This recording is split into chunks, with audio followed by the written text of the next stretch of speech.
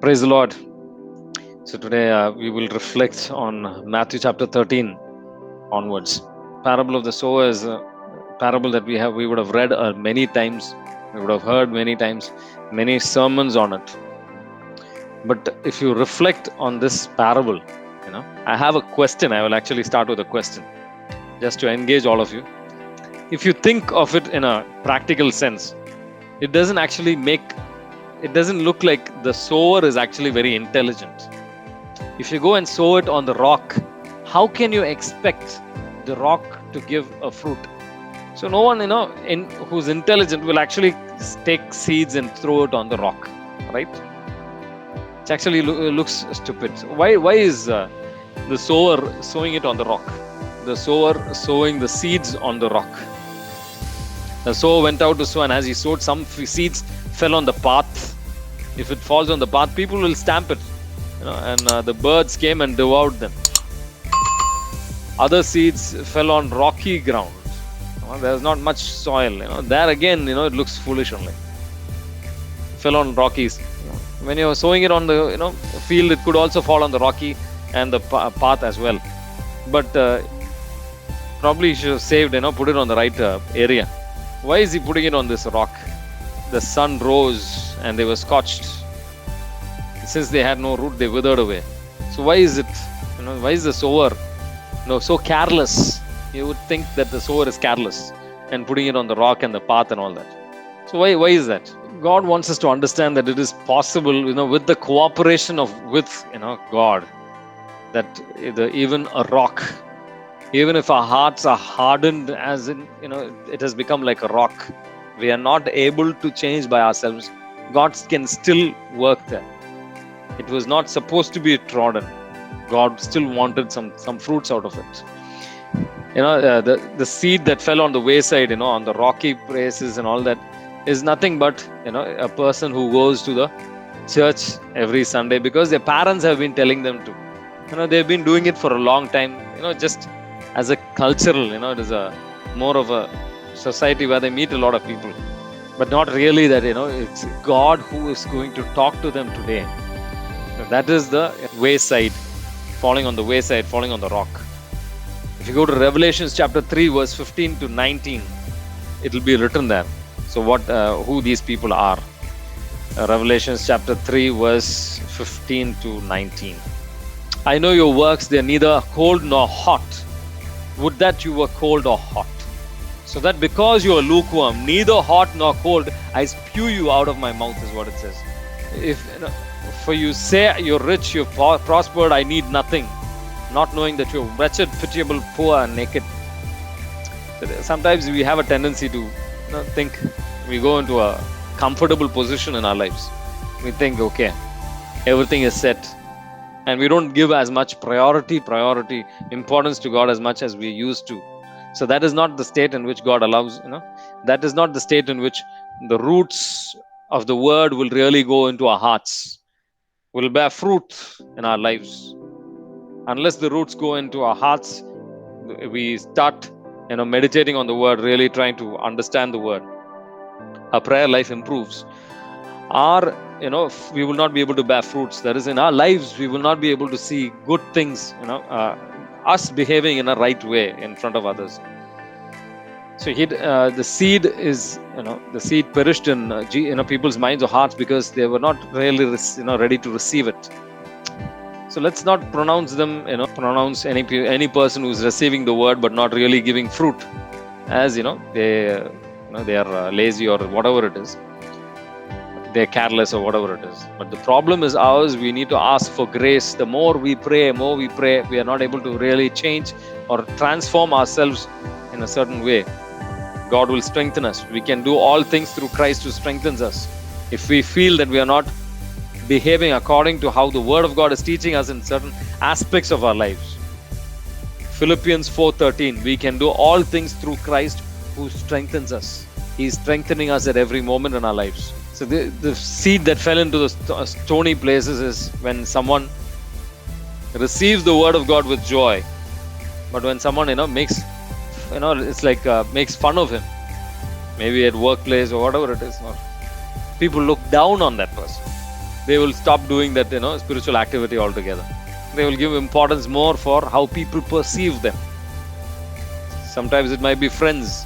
We want to give, we give more importance for friends than how much we give importance for God. We will spend more time talking with that friend rather than spending time talking with that God. We may be a relationship, oriented person, but that is not what God wants us to be like.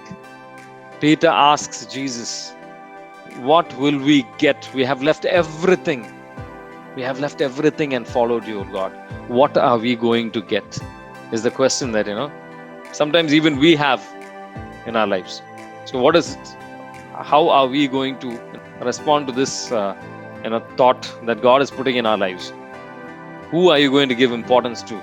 So how people perceive you, or how the people in your lives, or are you going to keep asking me, God, what am I going to get through this? Matthew chapter 10 verse 28, behold, we have left everything and followed you. Jesus said, truly I say to you, there is no one who has left house or brothers or sisters or mother or father or land or children for my sake and for the gospel, who will not receive 100-fold now in this time, houses, brothers and sisters, mothers and children, and lands with persecution, and in the age to come, eternal life. Many who are first will be last, many who are last will be first. This is a very important verse. We feel that when we give up, when we give more importance to God, we are giving, we have to give up a lot of things. But God is saying, I will bless you twice as much compared to what you're giving up. That is the answer that he gives to Peter. He will give you twice as much here as well as in eternal life. But he doesn't say that life will always be easy after that. With persecutions, you will have difficulties, you will have challenges, you will have trials, you will have temptations, but God will be with you steadfastly at every moment of your life. The seed that fell on the thorny places are those who hear the word. They give more important things, to material things. They want a comfortable life, enjoy more. It may be Netflix or YouTube or Amazon Prime or whatever it is. You want to enjoy it. At the same time, you want God. There will be times you'll have to make choices. Whether you're going to spend more time with God or more time on this, movies or whatever it is. However, Satan is tempting you in your life with material things. James chapter 5 verse 1-6 very clearly reveals to us. Come now, you rich, weep and howl for the miseries that are coming upon you. Your riches have rotted and your garments have moth. Your gold and silver has rusted, and your rust will be evidence against you, and will eat your flesh like fire. They have laid up treasures for the last days. Behold, the wages of the laborers who mowed down your fields, which you have kept back by fraud, cries out, and cries of the harvest that have reached the ears of the Lord of harvest. You have lived on earth in luxury and in pleasure. You have fattened your heart on the day of slaughter. It very clearly says, the more we think of comfort, the more we allow comfortable things in our lives. We give importance to that. We will not really be able to serve God. We will, because you cannot serve God and mammon. You must have read that, Matthew chapter 6. You cannot serve God and wealth. You will end up serving mammon, wealth more. The thorns, it'll crush you. It will not make you bear fruit that God wants you to bear in our lives. Wants us to bear, that we will not be able to bear that. Jesus says, those who are rich cannot be, what is those who are rich who cannot enter the kingdom of heaven? Nothing but those who give importance to money. Then, when it comes to priorities, we prioritize money. It is not very difficult. It is impossible, he says. Cannot enter the kingdom of heaven. If you go to Matthew chapter 19, can someone take Matthew chapter 19 verse 24-26?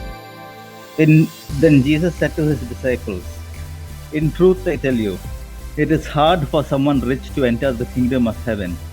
Yes, I tell you again, it is easier for a camel to pass through the eye of a needle than for someone rich to enter the kingdom of heaven. When the disciples heard this, they were astonished.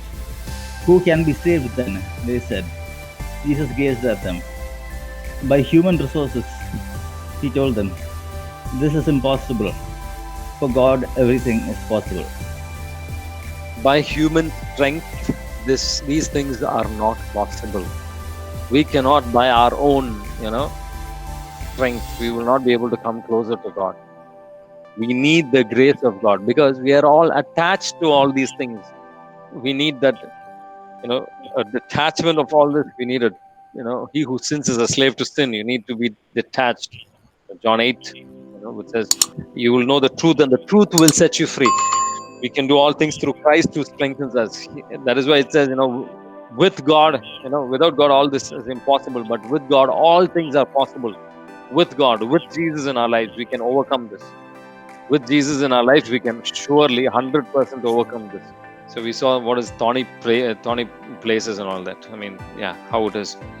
If you go to Matthew chapter 13, verse 23, it's an important verse where it says, what is sown in the good soil is he who hears the word and understands it. He indeed bears fruit and yields, in one case 100, in another 60, in another 30. When we work with the Holy Spirit is always prompting within us to walk in the right path, to bear fruits for the kingdom of the glory of God. Galatians chapter 5, verse 22 to 23, very clearly God reveals. 22 to 23, very beautifully God reveals there. The fruit of the Spirit is love, joy, peace, patience, kindness, gentleness, faithfulness, self-control. There is against such there is no law. Those who belong to Christ Jesus has crucified the flesh with its passions and desires. If we live by the Spirit meaning by the prompting of the Spirit, by the guidance of the Spirit, let us also walk by the Spirit. Let us also walk in that narrow path that God has in store for us. Then we will be truly children of God. And then we will be able to bear the fruits that was told earlier. In Matthew chapter 13, verse 14 to 15, it says very clearly,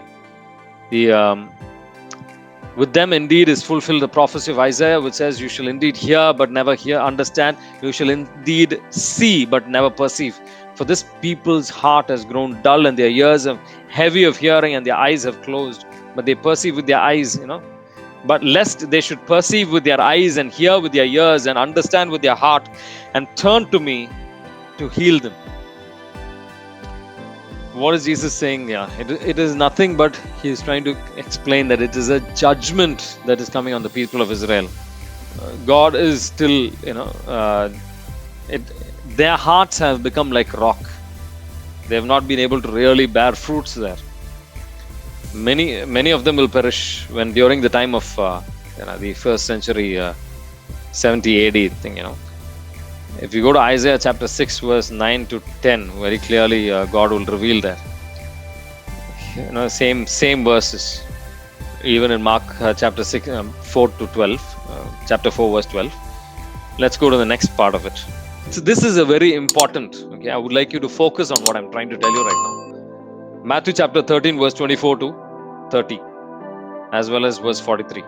Interesting. This one is very interesting because Jesus is actually sowing again the good seed, but then it says an evil one has sown, weeds among the wheat and gone away. There are many within the church who have, corrupted the ideology, who have corrupted ideology, teach the wrong things. That is why we need to make sure that we're getting the right teaching and learning from the right people as well. It is good. I mean, these parables are connected, okay? Where it says, these were the same people who are bearing good fruits, they're bearing good fruits. And it's in their heart that, evil has actually sown this, weeds and all that, planted this weed. The weed is that bad, corrupted ideology. Maybe it is out of pride. As I was reading, Galatians chapter 5, verse 22 to 26 will say, let no self-conceit come into your minds. Pride. We should not allow pride. The problem is when we start bearing fruits for the kingdom of God, we could allow pride into our hearts. You understand? Satan has corrupted many good people who think that they know everything. Anyone has heard this group which is called Emperor Emmanuel? It's pretty active in a few places. They act just like the Catholic Church. There are not many differences. They even have priests and all that, and they know a lot of many Bible verses and all that. They will preach like everything is this thing. But even they will say pray to Mother Mary and all that. But you need to realize they have all of it is wrong, very wrong teaching that they have. The devil knows the Bible more than all of us. Even devil has actually seen God more than any prophet. So are we going to listen to him? No, we won't. Just because a person has even seen Jesus, that doesn't qualify him to do anything which is against the teaching of what the church teaches. Just seeing Jesus or even bearing, just these are people who bore fruit for God. Okay, 100%. It's in their hearts that the weed is being sown there. The problem is the sin of pride. Personally, I myself have seen people fall because of pride, like a pack of cards. In the book of Job, it is written, devil came into the presence of God very often. We should not listen to just about all preaching and teaching. We should make sure it is going in line with the teaching of the church, the catechism of the Catholic Church. That's very important. This is basically talking about the false prophets. If you go to, can someone take and read Galatians chapter 1, verse 11 to 18? For I would have, brothers, that the gospel that was preached by me is not man's gospel.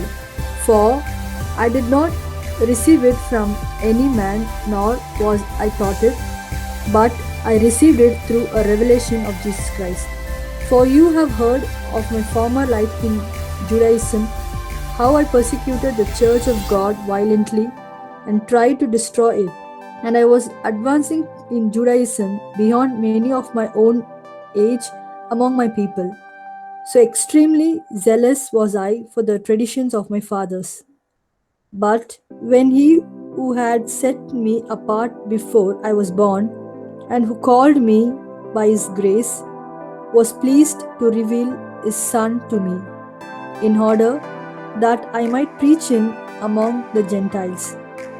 I did not immediately consult with anyone, nor did I go up to Jerusalem to those who were apostles before me. But I went away into Arabia and returned again to Damascus. Then after 3 years, I went up to Jerusalem to visit Cephas and remained with him 15 days. Okay, now go to Galatians chapter 2, verse 2 to 10. I went up because of a revelation and said before them, the gospel that I proclaim among the Gentiles, in order to make sure I was not running or had not run in vain. But even Titus, who was with me, was not forced to be circumcised, though he was a Greek. Yet, because of false brothers secretly brought in, who slipped in to spy out of freedom that we have in Christ Jesus, so that they might bring us into slavery. To them, we did not yield in submission even for a moment, so that the truth of the gospel might be preserved for you. And from those who seemed to be influential makes no difference to me. God shows no partiality. Those, I say, who seemed influential added nothing to me. On the contrary, when they saw that I had been entrusted with the gospel to the uncircumcised, just as Peter had been entrusted with the gospel to the circumcised. For he who worked through Peter for his apostolic ministry to the circumcised worked also through me for mine to the Gentiles. And when James and Cephas and John, who seemed to be pillars, perceived the grace that was given to me, they gave the right hand of fellowship to Barnabas and me, that we should go to the Gentiles and they to be circumcised. Only they asked us to remember the poor, the very things I was eager to do. So you're able to understand what is being said here. Actually, it was a revelation that was given to Paul. He was converted directly by Jesus himself. In Acts of the Apostles, chapter 9, you'll be able to see that. So out of this conversion, he doesn't say, I know everything and I will preach what I know. No, that's not how he is doing things. He comes to Peter and Paul, and he submits to them. He says, these are the things that I've been preaching. Is this right? Is this the same revelation that God has given you? That is the way we are supposed to live, in a submission to the church, is what the Word of God teaches us very beautifully here. But I really don't understand how others can be without submission to the church. To understand this even more deeply, if you go to Ephesians chapter 2, verse 19 to 21, very clearly, Paul will reveal. So then you are no longer strangers and sojourners, like as though we are going in some desert or something like that. But you are fellow citizens with the saints and members of the household of God, built upon the foundation of the apostles and prophets, Christ Jesus himself being the cornerstone, in whom the whole structure is joined together and grows into a holy temple in the Lord. Meaning, the apostles and the prophets and all of them are, one part of one church. Jesus did not say, I'm going to create, 100 churches, different denominations and all that. No. He said there's going to be only one church. But what are people doing right now? Well, there are many people with very many different teachings. There are some even who say there is no hell also, even though the Bible teaches that. Jesus is the one who spoke more about hell than anybody else. Jesus says, John chapter 3:16, God so loved the world that he gave his only son, that, the world might not perish. But the same chapter, if you go to, John chapter 3, verse 36.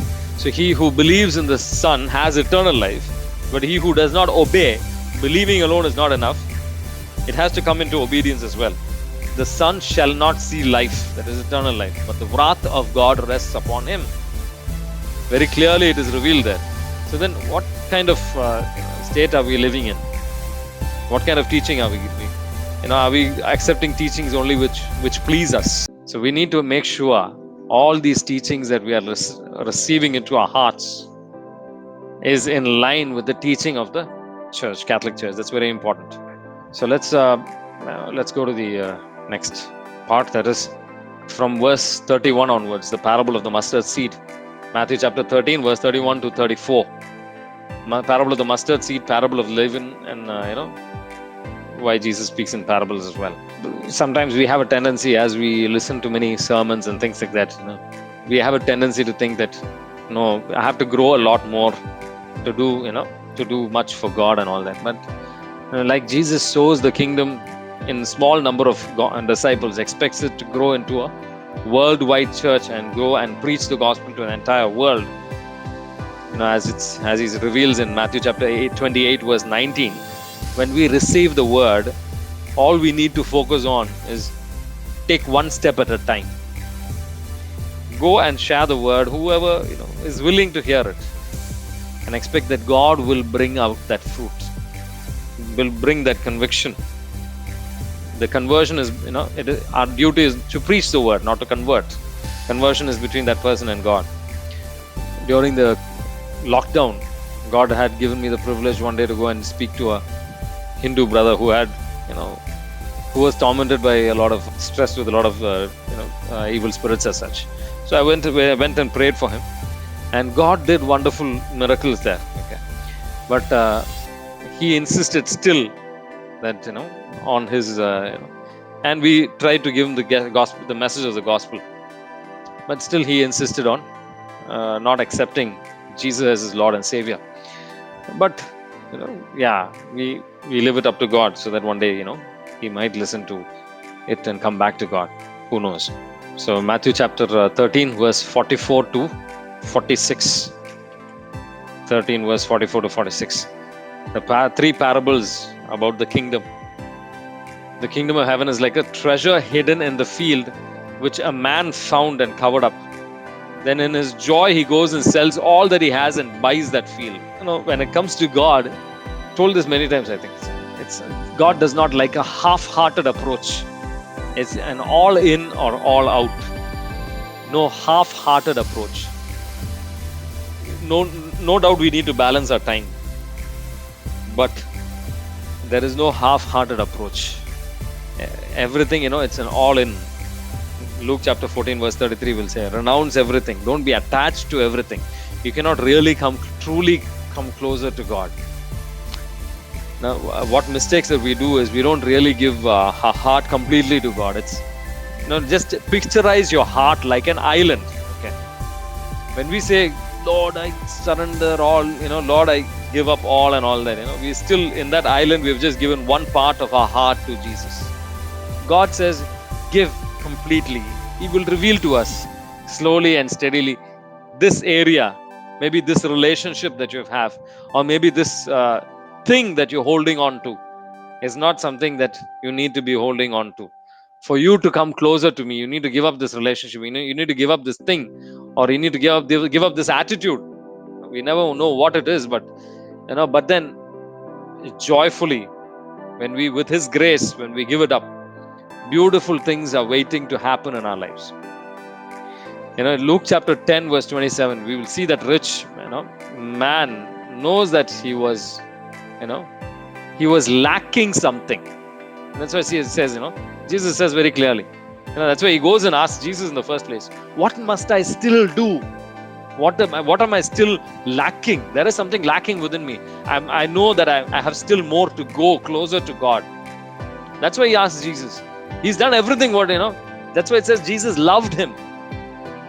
But when Jesus reveals that this is something that you need to go. He realizes at this moment of time, it's near impossible. I believe hopefully he would have left it later on. But this is the challenge. God wants us to give ourselves up completely to God. Don't allow anything to hold you back. Don't allow anything to hold you back. Rich man in Matthew chapter 19 verse 20 to 23. Sometimes it might be what we believe, what we know, to allow God to completely possess us. God is at work within us to change us, but He will not work without our permission. With our permission only, He'll be able to take complete control over us. Jacob in the Old Testament, after many years, he denounces all these things, and God changes his name Israel to Israel. You will no longer be called Jacob. It's a great struggle. He wrestles with God. Genesis chapter 28 verse 30 to 20 to 22. But then when life becomes comfortable for him again, what does he do? He goes back into his old ways. God allows him to go. He does not insist you should come back. But then there comes a circumstance in his life again. If you go to Genesis chapter 34, his child gets actually raped, and her brothers become murderers, and he becomes fearful. People will come and destroy him and his family. But God protects him in chapter 35, Genesis chapter 35. Can someone take Genesis chapter 35, read verse 1 to 3. Arise, go up to Bethel and dwell there. Make an altar there to the God who appeared to you when you fled from your brother Esau. So Jacob said to his household and to all who were with him, put away the foreign gods that are among you and purify yourselves and change your garments. Then let us arise and go up to Bethel, so that I may make there an altar to the God who answers me in the day of my distress and has been with me wherever I have gone. So they gave to Jacob all the foreign gods that they had and the rings that were in their ears. Jacob hid them under the terebinth tree that was near Shechem. And as they journeyed, a terror from God fell upon the cities that were around them, so that they did not pursue the sons of Jacob. Yeah, that is how God protects them. If you go to Genesis chapter 34, the last verse, it will say, He will tell His sons, 30 and 34, actually 30 and 31. You have brought trouble upon me by making me odious to the inhabitants of the lands. My numbers are few. If they gather themselves again and attack me, I will be destroyed, both I and my household. He is fearful. Here, Jacob does not call out to God. God calls out to Jacob in the next chapter. God comes to us every time that we are fearful. Even Abraham, if you go to the chapter 19, when in chapter 18, when he fights and he rescues all of the people, God will come and say, do not be afraid, I'm with you. Our God is a God who is strengthening us in every time of our distress, every time of our problems and all that. Have we completely come into a total surrender with God? In Genesis chapter 35, it's a beautiful circumstance. Every time that we go away from God, God is again and again, He's coming in, transforming us. In Genesis chapter 35, verse 10, He will say, your name is Jacob. No longer shall you be called Jacob. Don't be Jacob means cheat. Don't be a cheat again and again. When we receive that grace of God to be like, perfect like Him, and we still go back into our old ways, we are again cheating God and ourselves. We are doing bad things for ourselves also when we go away from God. But Israel shall be your name. You understand? God is again and again, calling Jacob, don't be like this. What is the name of the meaning? Meaning of the name Israel. Triumphant with God. With God, God wants us to come into victorious circumstances in our lives. He wants us to be, holy. He wants us to be perfect. He wants us to bear fruits for His kingdom. Love, joy, peace, patience, all those fruits.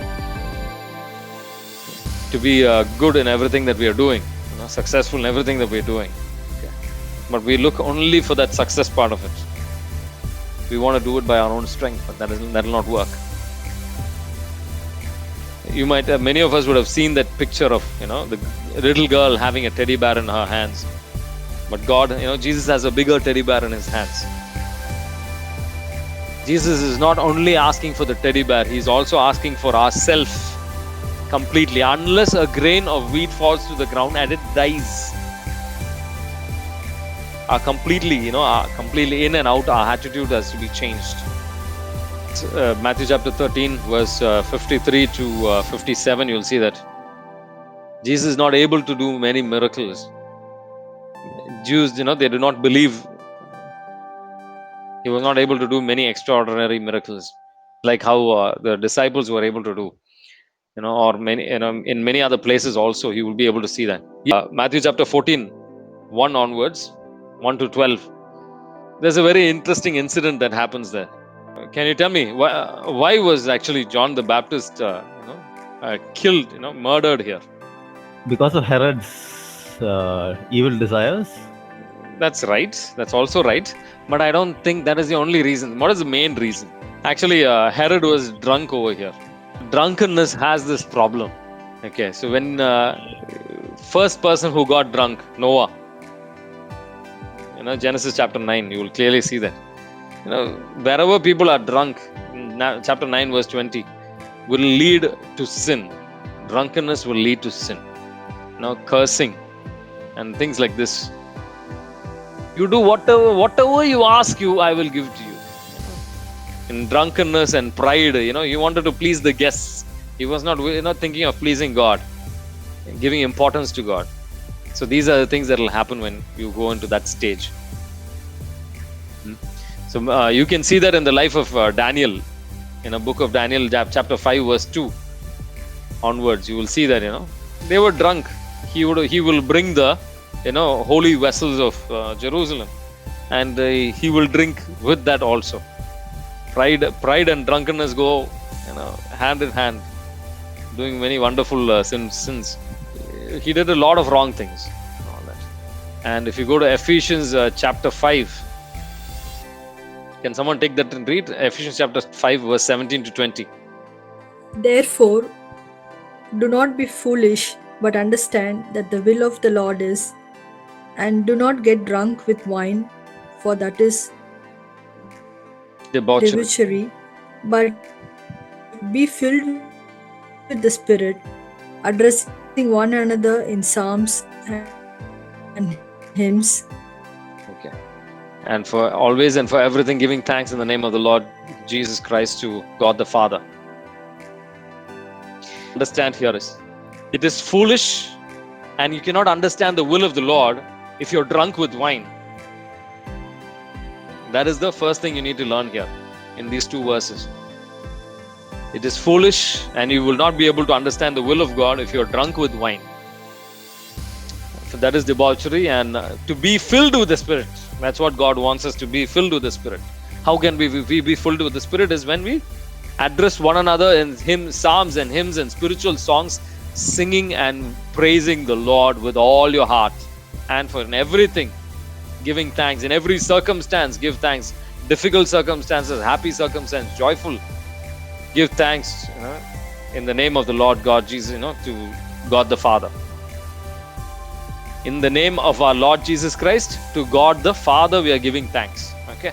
If you go to Matthew chapter 14, verse 13 to 33. These are very beautiful chapters. Multiplication of the bread of loaves is the only miracle that happens in all the Gospels. And you will also see that Bethlehem is called the house of bread. Okay. To understand this better, if you go to John chapter 6, you will see where it forms the preface to the bread of life discourse. Okay. So there are two food miracles that Jesus does are with the wine and bread in John's Gospel. Wine in the Feast of Cana and the bread of life discourse. Together they anticipate the Eucharistic liturgy as such, where Jesus gives himself as the food under the visible sign of the bread and wine. If you go to John chapter 6 verse 4, it will say that 5 loaves of bread is actually equal to 5 books of Moses, the spiritual books that God gave: Genesis, Exodus, Leviticus, Numbers, and Deuteronomy. The books of Moses attributed to Moses. Then they wanted to make in John chapter 6 verse 15, they wanted to make him king, but he was not looking for a temporal kingship. Jesus wants to be king in our hearts for all eternity as such. John chapter 6 verse 16, if you go, walking on water is synonymous to how Moses power over the water by separating water, but only God can give this power. And he is actually revealing that he is God by saying, it is I, by using that word, it is I, do not be afraid. Chapter 6 verse 19, he will say that, walking in the water. So in Exodus chapter 3 verse 14, God will reveal, it is the great I am. In John chapter 6 verse 27, it will be said that, very beautifully, Jesus will say, do not labor for the food that perishes, but for the food that will lead to eternal life, which the Son of Man will give you, for on him God the Father has set his seal. Do not labor for the food that perishes, meaning it's not like don't go and work and all that. It is give more priority, just the way Jesus says, if your eye causes you to sin, pluck it out. Give more priority to the heavenly food, the Eucharist, because it is on whom the seal of the Holy Spirit is there. The Holy Spirit is there within the Eucharist. The Holy Spirit is coming into us. You must have seen the water and the wine that is being put into to prepare the Eucharistic meal.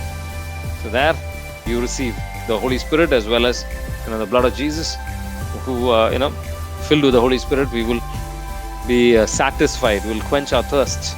So in John chapter 6 verse 40 and 41, we'll say, for this is the will of my Father, that everyone who sees the Son and believes in him should have eternal life, and I will raise him up on the last day. And the Jews murmured about him because he said, I am the bread that came down from heaven. John chapter 6 verse 40 and 41, it will say that, what I read right now, I am the bread that came down from heaven. When we eat, we eat from the lower plans to, to lower to the higher. But we were made for the 7th day. That is we were made for God. To really be able to grow to that, we will need this. We will need to eat the Eucharist, and it's not for one day and all that. It's every day. Where Jesus says, asks us to pray, give us this day our daily bread. It's a spiritual prayer. Our Father is a spiritual prayer, where this daily bread actually signifies the bread of eternal life. That is the bread that comes down from heaven. That is the Eucharist. We are called to receive the Eucharist daily, because that is which can truly quench our thirst. And we would have realized, because during this Corona time, we would not have had, many times we would not have been able to receive the Eucharist for months together, how dry we were in our spiritual life. Even in our material life, we would have felt that dryness in our normal existence. It's because we have not been receiving the Eucharist. And that's why it says, by our own strength, we cannot do anything. Chapter 6, verse 63, the flesh is useless. And the words that I have spoken to you are spirit and life. The words that I have spoken to you are spirit and life, as well as the bread that leads to eternal life is spirit and life. And one day, Teresa of Avila was coming down the steps of her convent when she saw a beautiful young boy. And the child spoke to her and said to her, "Who are you?" Asked her, "Who are you?" Teresa replied, "I am Teresa of Jesus." And she asked him, "Who are you?" The child answered, "I am Jesus of Teresa."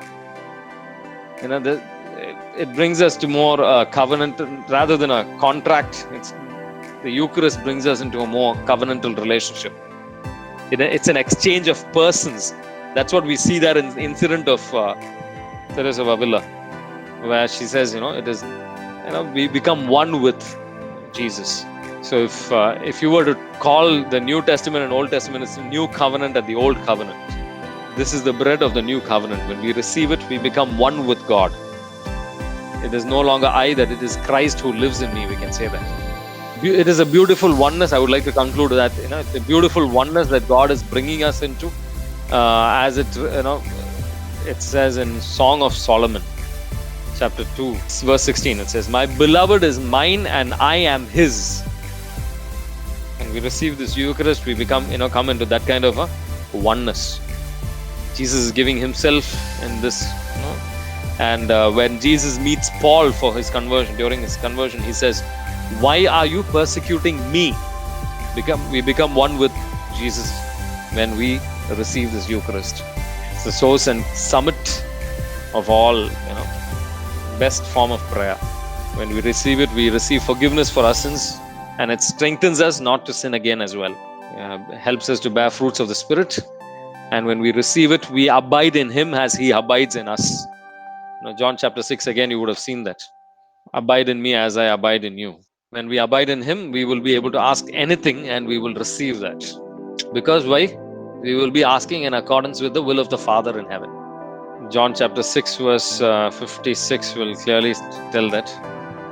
"He who eats my flesh and drinks my blood abides in me and I in him."